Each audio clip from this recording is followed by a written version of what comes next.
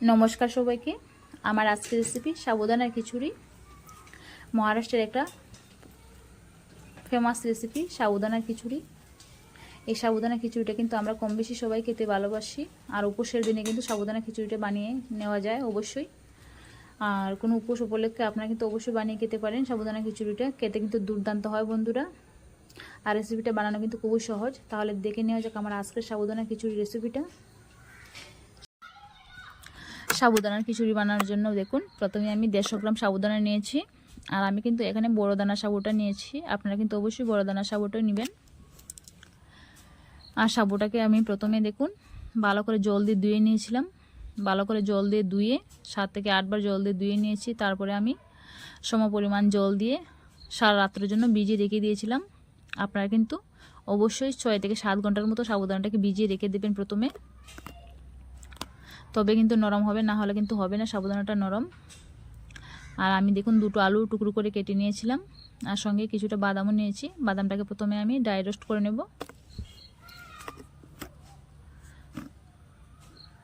দেখুন বাদামটা আমার ভেজে নেওয়া হয়ে গেছে। এখন আমি বাদামটার খোসা ছাড়িয়ে নেব ঠান্ডা করে নিয়ে। এখন আমি কড়ার মধ্যে দিয়ে দিচ্ছি পরিমাণ মতো ঘি। আপনারা কিন্তু ঘিয়ের পরিবর্তে সাদা তেল দিয়েও করতে পারেন। ঘিটা গরম করে নিয়ে দিয়ে দিচ্ছি কিছুটা গোটা জিরে। জিরেটাকে একটু ভেজে নিয়েছি। এবার দিয়ে দিচ্ছি কিছুটা কাঁচা লঙ্কা ছিঁড়ে রাখা। কাঁচা লঙ্কাটা দিয়ে নাড়াচাড়া করে নিয়েছি। দেখুন এখন আমি দিয়ে দেবো কেটে রাখা আলুটা দিয়ে দিয়েছি। আমি কিন্তু এখানে কাঁচা আলু নিয়েছি, আপনারা কিন্তু চাইলে সেদ্ধ করা আলুও নিতে পারেন। আমি যেহেতু কাঁচা আলু নিয়েছি তার জন্য আমি আলুটাকে প্রথমে একটু সেদ্ধ করে নেব। তার জন্য দিয়ে দেবো অল্প একটু জল, যাতে করে আলুটা সেদ্ধ হয়ে যায়। সঙ্গে দিয়ে দেবো অল্প একটু লবণ। এখন আমি ঢাকনা দিয়ে ডেকে মিডিয়াম ফ্লেমে 5 মিনিটের মতো রান্না করে নেব আলুটাকে, যাতে করে সেদ্ধ হয়ে যায়। আর এদিকে বাদামটা খোসা ছাড়িয়ে নিয়েছি। কিছুটা বাদাম আমি গুঁড়ো করে নেব। 2-3 মুঠো বাদাম নিয়েছি জারের মধ্যে। বাদামটাকে একটু গুঁড়ো করে নিচ্ছি। দেখুন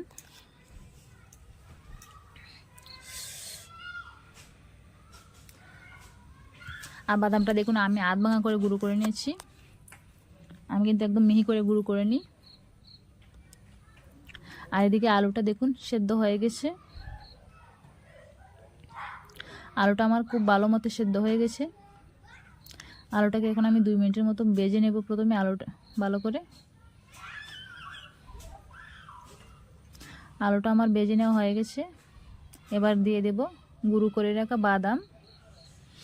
বাদামটা দিয়ে আলুর সঙ্গে খুব ভালো করে আবারও মিশিয়ে নেব।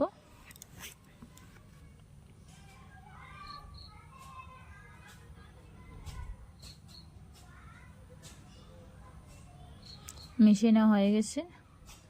এবার আমি দিয়ে দেব ভিজিয়ে রাখা সাবুদানা।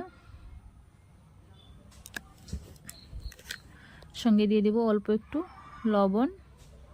লবণটা যেহেতু আমি আগেও দিয়েছিলাম আলুর মধ্যে, এখন আমি শুধু সাবুদানার মধ্যে অল্প করে লবণ দিয়ে দেব। দেখুন অল্প করে লবণ দিয়ে দিয়েছি। ওর সঙ্গে দিয়ে দেব 1 চিমটির মতো চিনি। চিনিটা দিলে কিন্তু টেস্টটা খুব ভালো হয় সাবুদানা খিচুড়ির, তার জন্য চিনিটা দিয়েছি।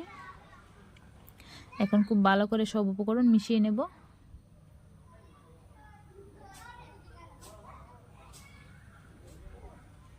দেখুন খুব ভালো করে মিশিয়ে নেওয়া হয়ে গেছে।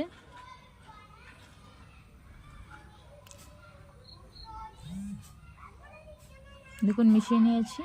এখন আমি ঢাকনা দিয়ে ডেকে আবারও 2 মিনিটের মতো রান্না করে নেব একদম মিডিয়াম ফ্লেমে।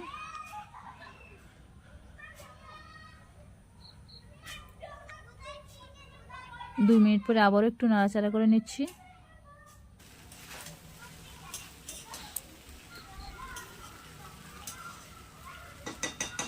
এখন আবারও আমি ঢাকনা দিয়ে 2 মিনিটের মতো রান্না করে নেব।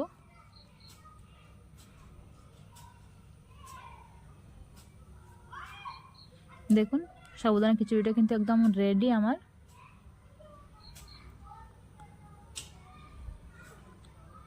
আমার সাবুদানা খিচুড়ি রেসিপিটা কেমন হয়েছে অবশ্যই জানাবেন বন্ধুরা। আর দেখুন দিয়ে দিচ্ছি 1 চামচের মতো লেবুর রস আর 1 মুঠো ধনেপাতা কুচি। এখন সব উপকরণ আবারও মিশিয়ে নিচ্ছি খুব ভালো করে। এইভাবে কিন্তু অবশ্যই সাবুদানা খিচুড়িটা বানিয়ে নিতে পারেন বন্ধুরা। উপোসের দিনে কিন্তু অবশ্যই বানিয়ে নেবেন, খেতে কিন্তু দুর্দান্ত হয় বন্ধুরা। তাহলে আজকের মতো বিদায় নিচ্ছি। আমার রেসিপি কেমন হয়েছে জানাবেন বন্ধুরা, আর ভালো লাগলে সাবস্ক্রাইব করে পাশে থাকার অনুরোধ রইল সবাইকে। ভালো থাকবেন, সুস্থ থাকবেন, ধন্যবাদ।